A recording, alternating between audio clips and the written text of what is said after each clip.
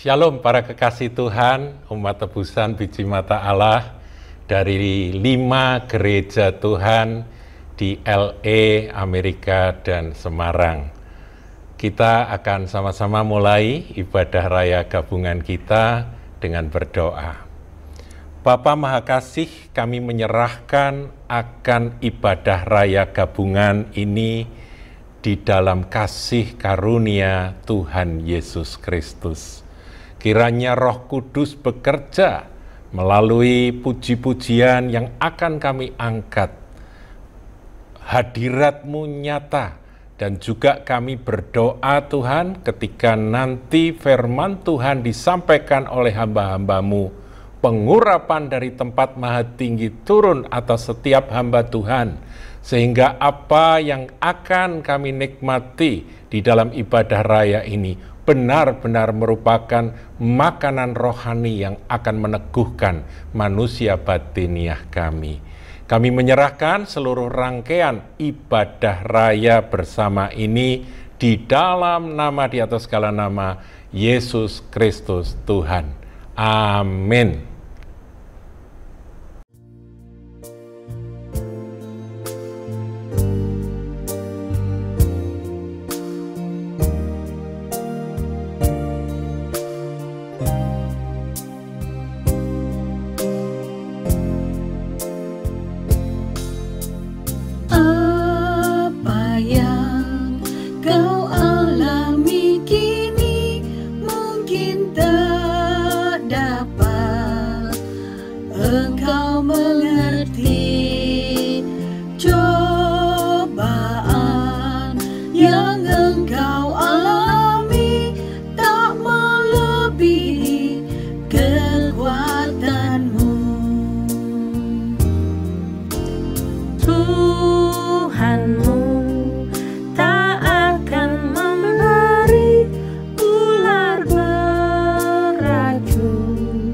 Pada yang minta roti, satu hal tanamkan di hati, indah semua yang Tuhan beri.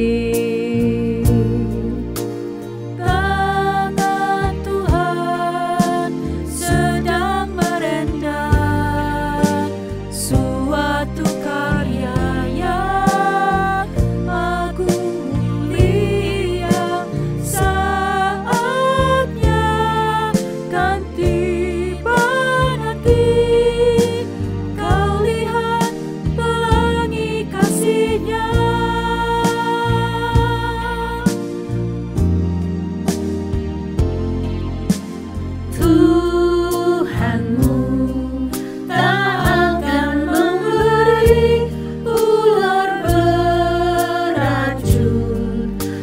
yang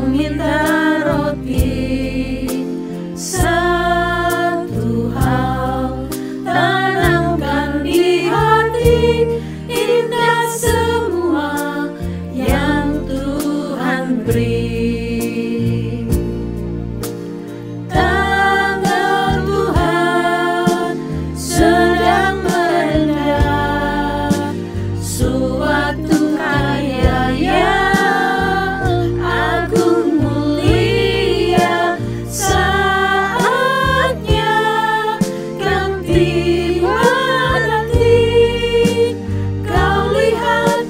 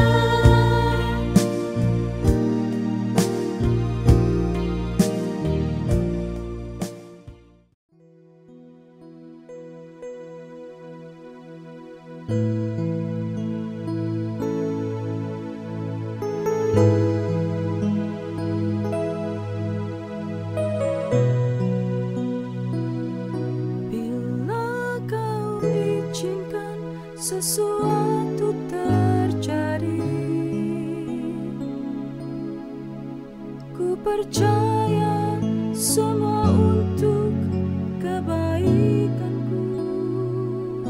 Bila nanti telah tiba waktumu, ku percaya kuasa-Mu memulihkan hidupku.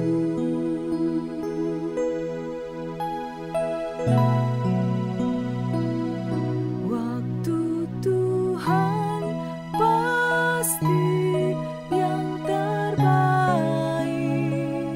walau kadang tak mudah dimengerti. Lewati cobaan, ku tetap percaya waktu Tuhan pasti yang terbaik.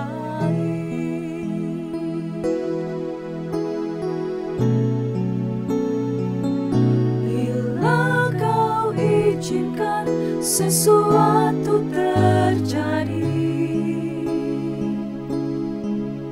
ku percaya semua untuk kebaikanku. Bila nanti telah tiba waktumu, ku percaya kuasa-Mu memulihkan hidupku. Waktu Tuhan pasti yang terbaik, walau kadang tak mudah dimengerti. Lewati cobaan, ku tetap percaya waktu Tuhan pasti yang terbaik. Waktu Tuhan pasti yang terbaik, walau kadang tak mudah dimengerti. Lewati cobaan, ku tetap percaya waktu Tuhan pasti yang terbaik. Waktu Tuhan pasti yang terbaik, walau kadang tak mudah dimengerti. Lewati cobaan,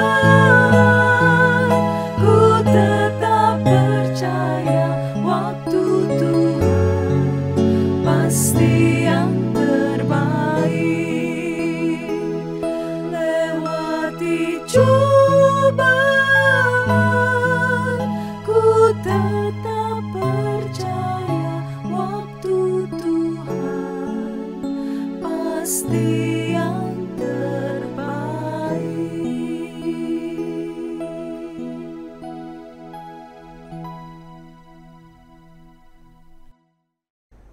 Shalom para kasih Tuhan. Kali ini kita akan membahas riwayat Yusuf. Kita tahu saudaraku, Yusuf adalah seorang yang dipilih oleh Allah secara khusus dan riwayatnya menarik untuk dipelajari. Dan nanti kita secara bersambung 5 khotbah ini akan menjadi satu rangkaian yang akan saling melengkapi dari awal hingga akhir dari riwayat Yusuf. Saudaraku, saya akan awali kisah Yusuf ini dengan membaca Kejadian 37 ayatnya yang ketiga dan keempat. Dikatakan Israel lebih mengasihi Yusuf dari semua anaknya yang lain. Sebab Yusuf itu anaknya yang lahir pada masa tuanya. Dan ia menyuruh membuat jubah yang maha indah bagi dia.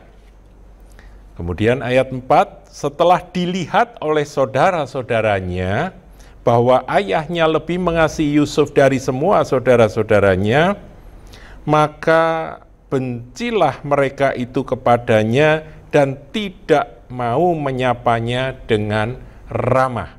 Jadi saudara, kita tahu bahwa kisah Yusuf ini diawali dari perlakuan Yakub yang memang berbeda pada anak yang satu ini. Yusuf dikasihi lebih daripada saudara-saudara yang lain, dari kakak-kakaknya. Nah, dan sampai ditulis di dalam firman Tuhan, jubah maha indah itu dibuat khusus hanya untuk Yusuf. Nah, tentunya ini membangkitkan akan iri hati di hati kakak-kakaknya. Saudaraku, firman Tuhan itu katakan bahwa itu ada di Amsal ya, saya catat di Amsal 14 ayat 30, hati yang tenang itu menyegarkan tubuh, tetapi iri hati itu membusukkan tulang. Jadi ketika iri hati itu bangkit di hati dari saudara-saudara Yusuf ini, itu mulai membusukkan akan bagian dalam dari mereka. Hati mereka jadi panas dan amarah itu mulai timbul. Pertama, ya cuma sekedar tidak mau menyapa. Tetapi Yusuf adalah satu pribadi yang tulus, polos, naif, terlalu jujur, lugu istilahnya, sehingga ketika kemudian Tuhan memberi mimpi kepada Yusuf, yaitu mimpinya itu ada berkas-berkas gandum, mereka sedang mengikat berkas-berkas gandum, berkasnya punya Yusuf itu tiba-tiba bangkit berdiri, dan yang dilihat dalam mimpi, Yusuf jujur, saudara. Yusuf itu menceritakan apa adanya, apa yang dia dapatkan dalam mimpi itu. Kemudian datanglah berkas-berkas dari saudara-saudaranya itu menyembah berkasnya Yusuf. Nah, konyolnya di sini Yusuf menceritakan hal itu langsung kepada kakak-kakaknya. Nah, akibatnya kakak-kakaknya yang sudah iri, yang sudah benci kepada Yusuf, semakin membenci, saudaraku, semakin marah. Mereka berkata di ayat 8, lalu saudara-saudaranya berkata kepadanya, apakah engkau ingin menjadi raja atas kami? Apakah engkau ingin berkuasa atas kami? Jadi makin bencilah mereka kepadanya karena mimpinya dan karena perkataannya itu. Saudaraku, kebencian itu terus numpuk di hati dari saudara-saudara Yusuf ini. Ketika Yusuf menceritakan mimpinya, makin marahlah mereka. Dan itu nanti pada waktunya kita akan bahas di dalam sesi berikut, saudaraku, bahwa sampai ada rencana ingin membunuh adiknya sendiri. Tapi kemudian nggak jadi, dan akhirnya tega mereka menjual Yusuf itu kepada pedagang budak Midian. Saudaraku, ada mimpi yang lain lagi, dan mimpinya itu ada matahari, bulan, ya, 11 bintang sujud menyembah kepadaku, kata Yusuf. Nah, Yusuf ini terlalu naif ya, terlalu jujur, terlalu polos, sehingga dia menceritakan akan semua mimpi itu apa adanya begitu saja, tanpa dia mikir bahwa hal itu akan membuat saudara-saudaranya makin gak suka. Mimpi pertama sudah mengakibatkan mereka semakin benci, kok ada mimpi lagi, ya diceritakan lagi. Jadi ini hikmatnya, saudaraku, ya ini sebuah pelajaran buat kita, bahwa kalau dapat sesuatu dari Tuhan itu ya didoakan dulu. Haruskah aku ceritakan, kepada siapa aku harus ceritakan? Tapi ya dasar Yusuf masih terlalu lugu, saudaraku, terlalu polos dan jujur. Akibatnya hal itu menjadi sebuah penyebab, pemicu dari kemarahan dari saudara-saudaranya. Nah, saudara, sampai ketika dia menyampaikan itu pada ayahnya juga nggak bisa terima, saudaraku. Ayahnya juga berkata, kok sampai sebegitunya? Saudara, kadang-kadang hal-hal yang dari sorga, yang dari Tuhan itu memang sulit diterima. Nah, untuk itu nyambungkan yang dari sorga, pesan dari sorga kepada manusia yang memang hidup di dunia dan pikirannya itu belum bisa sampai ke sana, itu butuh hikmat, saudaraku. Dan hikmat itu datang dari Roh Kudus. Nah, ayat 11 ini mengakhiri perikop ini, saudaraku. Maka iri hatilah saudara-saudaranya kepadanya, tetapi ayahnya menyimpan hal itu dalam hatinya. Jadi mestinya ayah dari, seperti ditulis ayah dari Yusuf, yaitu Yakub ini, menyimpan dalam hati. Menyimpan dalam hati ini penting, saudara. Kalau ada sesuatu yang tidak bisa dinalar atau nggak bisa difahami, nggak bisa diterima secara logika saat itu. Kalau ini merupakan sesuatu peristiwa yang mimpi, itu kan nggak dibuat-buat, saudaraku. Ya harusnya disimpan, nggak perlu direspon. Nah, di sini Yakub menyimpan. Nanti di akhir cerita Yakub tahu bahwa ternyata mimpi ini dari Tuhan. Saudaraku, sampai di sini kita belajar tentang Yusuf, dan nanti berikut hamba-hamba Tuhan yang lain akan melanjutkan. Tuhan Yesus memberkati. Saudara yang dikasihi oleh Tuhan Yesus Kristus, menyambung akan firman Tuhan, seringkali hidup diwarnai oleh berbagai peristiwa silih berganti, kadang tawa, kadang tangis. Ada suka, ada pula duka, saudara. Pada umumnya, saat menghadapi pergumulan yang berat, seseorang merasa tertekan dan menderita. Penderitaan makin berat apabila seseorang makin memikirkan masalah yang sedang dihadapi. Tidak jarang akhirnya terbelenggu oleh masalah demi masalah. Hidup menjadi tidak bergairah, sukacita hilang, jauh dari Tuhan. Sedangkan kita ini seharusnya tidaklah demikian. Oleh karena Tuhan berkata, Allah turut bekerja dalam segala sesuatu untuk mendatangkan kebaikan bagi mereka yang terpanggil dengan rencana Allah, saudara. Pergumulan hidup Yusuf menjadi pelajaran bagi kita yang hidup di masa kini, saudara. Dia menghadapi banyak pergumulan yang berat dan nyaris menemui jalan buntu. Tetapi dia seorang yang teguh, percaya, dan belajar melihat rencana Allah dalam hidupnya. Walaupun sulit, tetapi akhirnya dia adalah seorang yang menjadi pemenang, saudara. Ada beberapa hal yang menarik yang perlu kita renungkan dari kehidupan Yusuf, saudara. Kalau saudara membaca Kitab Kejadian 37 ayat yang ke-12 sampai ke-36, saudara akan menemukan kisah di mana Yusuf, saudara, dalam kejadian itu diceritakan bahwa kakak-kakaknya Yusuf merencanakan untuk membunuh Yusuf. Tetapi mereka akhirnya menjualnya kepada kafilah Ismail, dan kafilah Ismail menjualnya kepada Potifar, saudara. Siapakah Potifar itu? Potifar adalah seorang pegawai istana Firaun atau kepala pengawal raja, saudara.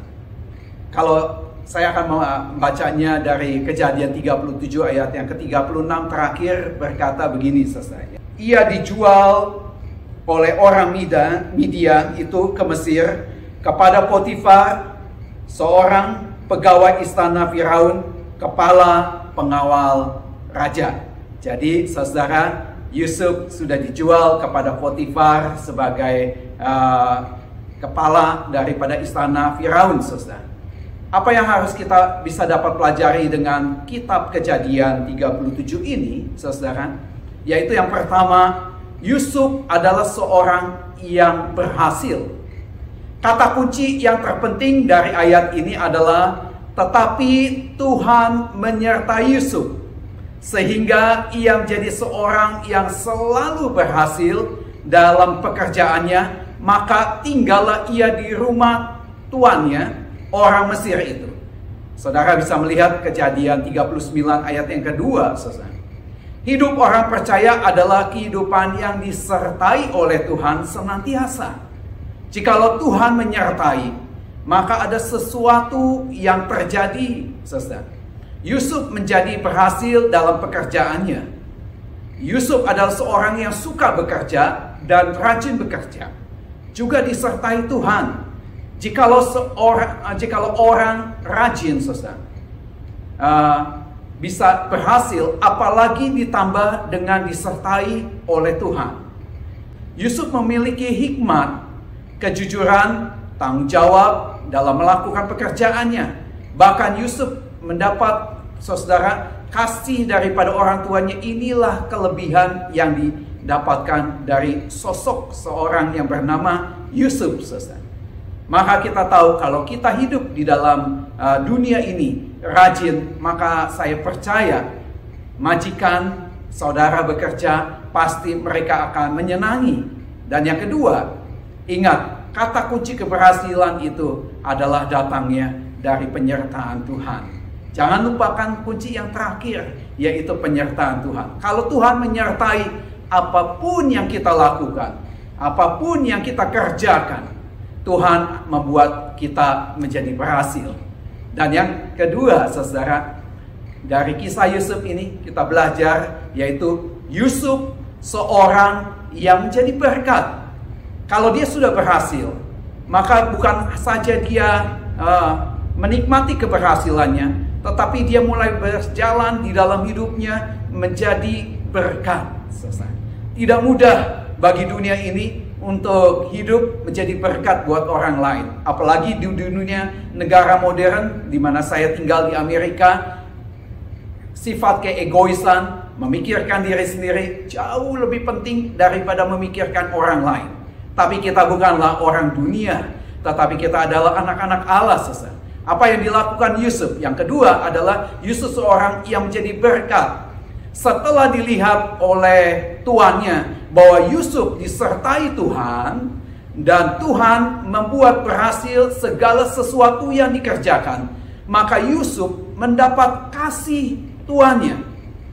Dan ia boleh melayani dia, kepala Yusuf diberikan kuasa atas rumahnya. Dan segala miliknya diserahkan kekuasaan kepada Yusuf. Sejak ia memberikan kuasa dalam rumahnya dan atas segala milik kepada Yusuf, Tuhan memberkati rumah orang Mesir itu karena Yusuf. Sehingga berkat Tuhan ada atas segala miliknya, baik yang ada di rumah maupun yang ada di ladang. Segala miliknya diserahkan kepada kekuasaan Yusuf. Dan dengan bantuan Yusuf, ia tidak usah lagi mengatur apa-apa selain dari makanannya sendiri. Kejadian 39 ayat yang ketiga sampai ke-6. Bukan hanya diberkati, tetapi Yusuf juga memberkati keluarga Potifar. Semua urusan Potifar diserahkan kepada Yusuf untuk dikelola. Di tangan Yusuf, maka aset dan usaha Potifar makin berkembang dan diberkati Tuhan. Potifar meraup keuntungan lebih besar dan dia tidak lagi direpotkan oleh banyak pekerjaan. Orang yang disertai Tuhan apabila bekerja, maka pekerjaan itu juga pasti akan diberkati. Tidak selamanya kehidupan kita akan berjalan lancar, saudara. Kadang-kadang Tuhan izinkan melewati yang namanya yaitu godaan atau pergumulan, bahkan kesulitan. Namun tetap belajar untuk percaya dan takut akan Tuhan di dalam segala perkara. Belajarlah untuk makin mengenal rencana dan kehendak Tuhan, karena Dia menyediakan berkat bagi anak-anaknya. Dan Tuhan juga akan memakai anak-anaknya untuk menjadi berkat buat orang lain. Tuhan Yesus memberkati. Saudara-saudara, kita telah melihat bahwa Yusuf berhasil karena diberkati Tuhan.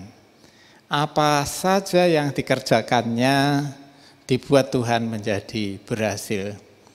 Tetapi yang harus kita lihat adalah menyusul keberhasilan Yusuf itu datanglah godaan di dalam hidupnya. Sebagaimana dikatakan di dalam Kejadian pasal 39 ayat 7, selang beberapa waktu, istri tuannya memandang Yusuf dengan berahi, lalu katanya, marilah tidur dengan aku. Jadi setelah Yusuf berhasil, datang godaan. Demikianlah yang seringkali terjadi. Yang harus kita ingat adalah ketika seseorang berhasil, maka pasti akan datang godaan di dalam hidupnya. Ya, seperti pohon, ketika pohon itu masih rendah, tiupan angin tidak akan terasa. Tetapi ketika pohon itu sudah tinggi, semakin tinggi, tiupan angin itu akan semakin dirasakan kencang sekali. Dan bila pohon itu tidak kuat, maka pohon itu akan tumbang. Nah, saudara-saudara, demikian pun dengan hidup seseorang. Ketika seorang mencapai kesuksesan, ketika imannya tidak kuat, tidak seperti pohon yang berakar dengan kuat, maka biasanya pencobaan itu akan menghancurkan kehidupannya. Sehingga jangan heran ketika ada banyak orang yang sukses di dalam hidupnya, ya, pekerjaannya, karirnya sukses, hartanya bertambah-tambah. Saudara-saudara, tapi saudara, kalau dia tidak kuat, dia jatuh. Sehingga rumah tangganya berantakan, ya, anak-anaknya jatuh ke dalam narkoba, pergaulan bebas dan sebagainya. Dan itulah yang seringkali terjadi, saudara-saudara. Karena orang tersebut sukses tetapi tidak berakar kuat. Nah, karena itu saudara-saudara penting sekali kita memiliki akar yang kuat. Firman Tuhan berkata, berakarlah di dalam Kristus. Berakar di dalam Kristus artinya kita semakin dalam hidup iman kita, semakin mengenal Kristus secara pribadi, semakin erat dengan Kristus. Sehingga kita kuat, saudara, sekalipun ada terpaan angin yang kencang sekalipun. Tapi kalau kita kuat di dalam Kristus, maka terpaan angin itu tidak akan merubuhkan iman kita. Nah, itu yang pertama yang kita lihat di sini, saudara-saudara. Yusuf memiliki iman yang kuat sehingga dia tidak jatuh. Yang kemudian kita lihat adalah bagaimana caranya Yusuf bisa kuat, bisa bertahan. Ya. Yusuf kuat, bisa bertahan karena Yusuf tidak kompromi dengan dosa. Sebagaimana dikatakan di Kejadian pasal 39 ayat 9, dikatakan bahwa Yusuf berkata seperti ini, bahkan di rumah ini ia tidak lebih besar kuasanya daripadaku, dan tiada yang tidak diserahkannya kepadaku selain daripada engkau, sebab engkau istrinya. Bagaimanakah mungkin aku melakukan kejahatan yang besar ini dan berbuat dosa terhadap Allah? Nah, bagi Yusuf, dosa adalah dosa dan dia tidak mau kompromi dengan dosa itu. Dia tidak mau memberi kesempatan kepada dosa untuk masuk ke dalam kehidupannya. Karena dia merasakan, dia melihat, dia beranggapan bahwa kalau dia melakukan dosa berarti dia menyakiti hati Allahnya. Dan kemudian di dalam ayat 10 dikatakan, walaupun dari hari ke hari perempuan itu membujuk Yusuf, Yusuf tidak mendengarkan bujukannya itu untuk tidur di sisinya dan bersetubuh dengan dia. Yusuf tidak beralasan bahwa ya dia yang membujuk saya. Yusuf tidak mau memberikan kesempatan kepada iblis sedikit pun untuk menghancurkan kehidupannya. Nah itu, jadi Yusuf tidak kompromi dengan dosa. Dosa adalah dosa. Dan kemudian Yusuf lari, ya, setelah dalam kondisi di mana dia terjebak, Yusuf lari menjauhi godaan itu. Ya, Yusuf sadar bahwa kalau dirinya tetap ada di situ, mungkin dia bisa jatuh ke dalam dosa. Karena itu dia lari.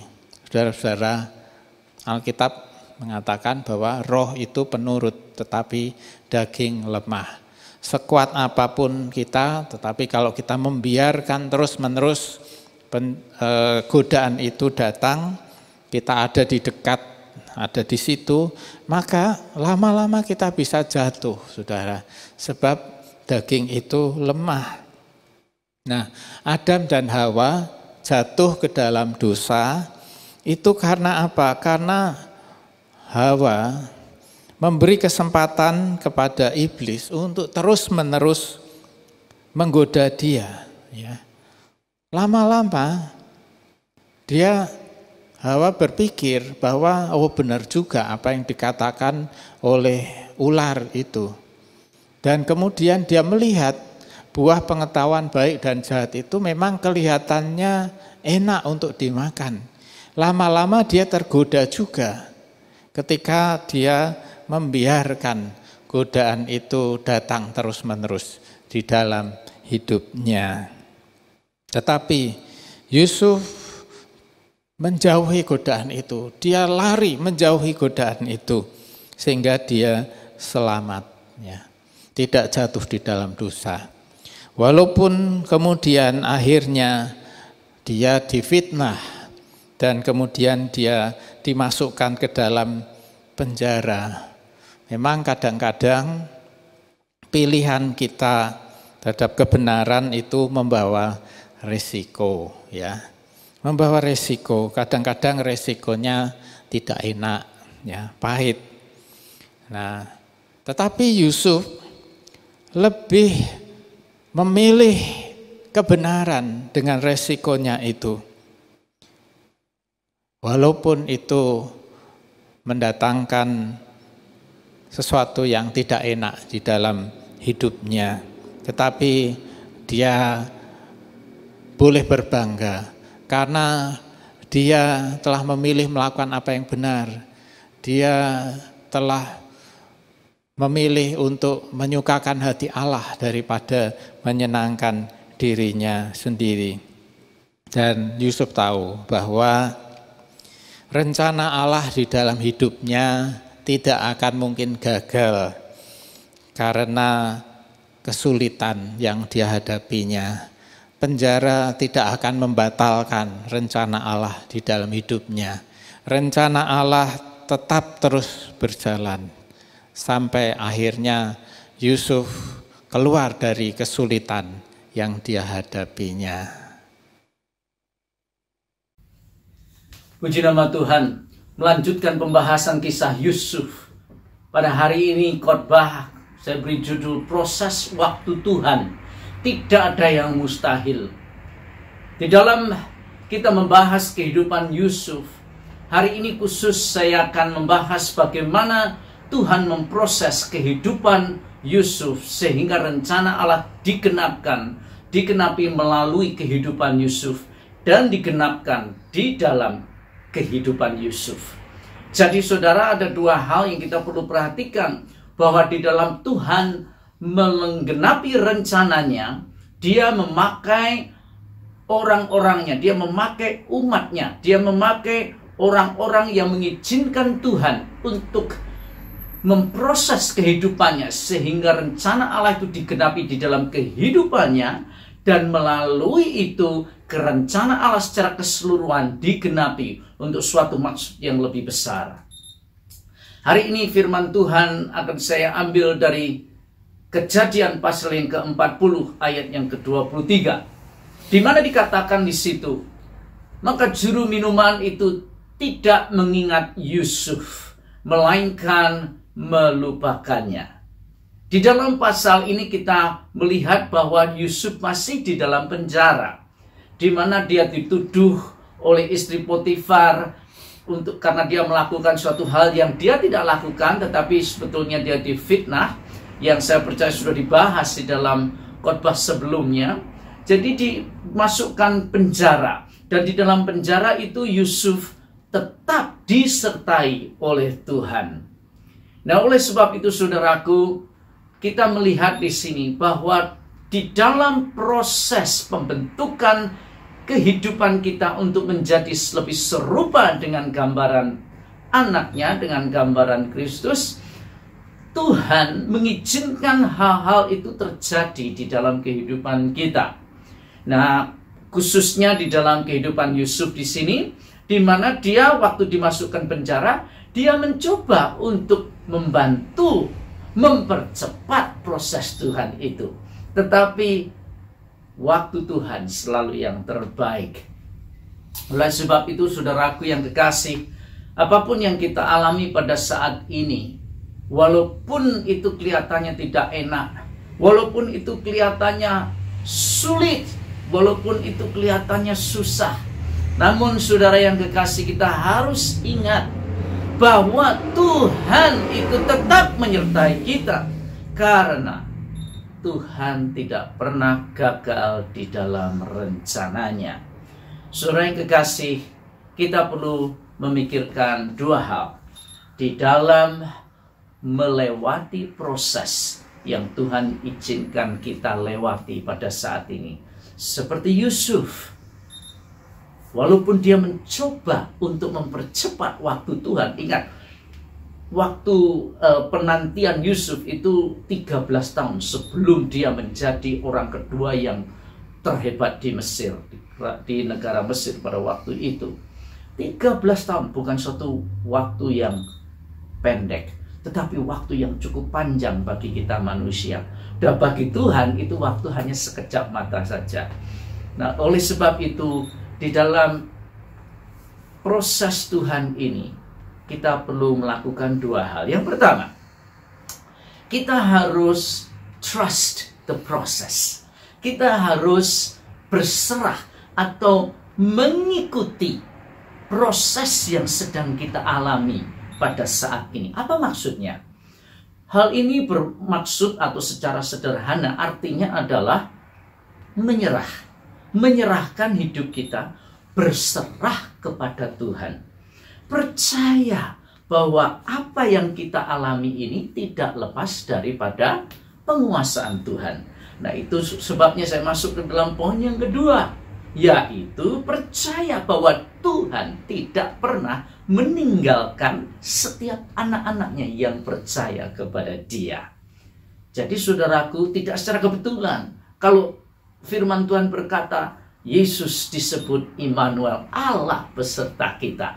Seperti Allah menyertai Yusuf, demikian juga Tuhan akan tetap menyertai kita kalau kita trust the process, kalau kita berserah di dalam proses yang sedang Tuhan izinkan kita alami. Yang ketiga dan yang terakhir, percaya bahwa tidak ada yang mustahil bagi Tuhan. Maksudnya sederhana sekali, apapun yang kita alami, Tuhan tetap bisa mengubah keadaan kita yang jelek menjadi suatu kebaikan bagi kita, sehingga nama Tuhan dipermuliakan. Dan itulah yang dikatakan oleh Yusuf di dalam pasal yang ke-50 ayat ke-20, dikatakan demikian kepada saudara-saudaranya. Dia berkata, engkau mereka-rekakannya untuk satu hal yang jahat, tetapi Tuhan mereka-rekakannya untuk hal yang baik, yaitu untuk menyelamatkan suatu bangsa yang besar. Dan itulah sebabnya saya ingin akhiri dengan mengatakan, proses yang kita alami saat ini bukan secara kebetulan, tetapi Tuhan tetap menyertai kita dan terus mengerjakan dan menyempurnakan rencana di dalam hidup kita, dan rencananya yang lebih besar melalui kehidupan kita untuk digenapi, sehingga nama Tuhan dipermuliakan. Tuhan memberkati. Tangan Allah menyertai kita semua. Puji Tuhan, dalam perjalanan hidup kita ada tangan Allah yang selalu menyertai, menuntun, menopang perjalanan kita. Hidup tanpa penyertaan Tuhan pasti akan membuat kita tidak punya arah, dan hidup kita akan mengalami kacau balau. Hidup dengan penyertaan Tuhan akan membuat kita terarah dan mengalami berkat-berkat Tuhan. Di dalam pembacaan ayat firman Tuhan renungan kita bersama-sama melihat bagaimana hidup Yusuf, seorang yang sama sekali tidak menyimpan kepahitan pada saudara-saudaranya yang telah berlaku kejam terhadap dia. Yusuf memandang seluruh perjalanan hidupnya, termasuk ketidakadilan, penderitaan yang dialaminya, sebagai satu proses menuju kegenapan rencana Allah. Yusuf mampu melihat, Yusuf mampu percaya bahwa ada tangan Allah yang menyertainya. Kita melihat, saudara, Yusuf dimasukkan ke sumur, dijual sebagai budak, bekerja di rumah Potifar. Dia difitnah, masuk penjara, dilupakan oleh juru minuman raja, diangkat sebagai penguasa seluruh Mesir. Sungguh satu pengalaman hidup yang sangat tidak menyejukkan, tidak menyenangkan. Penderitaan demi penderitaan dialami sendiri oleh Yusuf. Oleh karenanya, penyertaan Tuhan kita bisa melihat di dalam diri Yusuf adalah bagian yang sangat-sangat penting untuk kita bisa perhatikan, dan bagaimana penyertaan Tuhan itu pada akhirnya bisa mewarnai perjalanan kehidupan Yusuf. Kenapa? Karena penyertaan Tuhan inilah yang akhirnya menjadikan Yusuf dapat berhasil, dapat mendapat perhatian dari orang-orang di sekelilingnya. Hidup yang disertai Tuhan akan membawa kepada kesuksesan hidup kita. Tentu kita ingin hidup kita sukses, berjalan dengan baik. Ada pergumulan-pergumulan, tetapi penyertaan tangan Tuhan selalu menguatkan kita. Oleh karenanya, saudara, kita sangat-sangat butuh penyertaan Tuhan dalam setiap langkah hidup kita. Inilah kerinduan kita. Hidup yang disertai Tuhan juga membuat kita semakin lebih dipercaya, melakukan tanggung jawab yang Tuhan berikan kepada kita. Kita bisa melihat bagaimana pada akhirnya Yusuf dipercaya setelah melewati proses yang demikian luar biasa. Yusuf dipercaya oleh Tuhan menjadi Perdana Menteri. Ini luar biasa sekali. Diangkat sebagai penguasa seluruh Mesir. Karena apa? Ada penyertaan Tuhan yang membuat kita bisa dipercaya melakukan pelayanan-pelayanan ini. Hidup yang disertai oleh Tuhan juga membuat kita semakin berkenan di hadapan Tuhan. Yusuf, saudara, dia betul-betul menjaga kekudusan hidup. Tergoda oleh lingkungan hidupnya. Tetapi Yusuf, karena disertai oleh Tuhan, hidupnya betul-betul disertai, dijagai, dilindungi. Betul-betul Yusuf menjaga hidup kudus dan berkenan di hadapan Tuhan. Oleh karenanya, Bapak, Ibu, Saudara sekalian, kita sangat bersyukur kita hidup di tengah-tengah dunia yang penuh dengan pergumulan, tantangan, kesulitan hari-hari ini. Tapi ingatlah, tangan Tuhan menyertai saudara dan saya dalam mengarungi badai gelombang hidup di tengah-tengah dunia ini. COVID-19 seringkali kita dengar. Setiap hari kita mendengar berita-berita mengenai COVID-19. Ada yang terpapar, terkena mengenai COVID-19 ini. Ada juga yang meninggal. Tapi ingatlah, ada tangan Tuhan yang selalu beserta dengan kita. Doa saya, Tuhan Yesus Kristus selalu menyertai Bapak, Ibu, Saudara sekalian. Tetaplah kuat setia di dalam kita mengiring dan melayani Tuhan. Haleluya. Marilah kita bersama-sama menyerahkan hidup ini ke dalam tangan Tuhan. Sekaligus kita akan menutup di dalam doa dan menerima berkat-Nya. Mari kita bersama-sama berdoa. Bapa di dalam surga, di dalam nama Tuhan Yesus Kristus, terima kasih hidup kami telah disertai oleh Tuhan. Kami boleh dipercaya untuk kami boleh selalu melakukan perkara-perkara yang benar di hadapan Tuhan. Kami dipercaya, kami hidup berkenan di hadapan Tuhan. Berkatilah setiap saudara kami yang mendengarkannya dimanapun mereka berada. Tuhan Yesus Kristus menyertai dan memberkati. Berkati dalam kebersamaan khotbah hamba-hamba Tuhan, gereja-gereja Tuhan, baik yang ada di Los Angeles maupun yang ada di Semarang. Tuhan, Engkau yang memberkati kami semuanya. Pada akhirnya jemaat yang dikasihi Tuhan, setelah kita beribadah kepadanya, maka sekarang arahkanlah hatimu dan terimalah berkat Tuhan. Tuhan memberkati engkau dan melindungi engkau.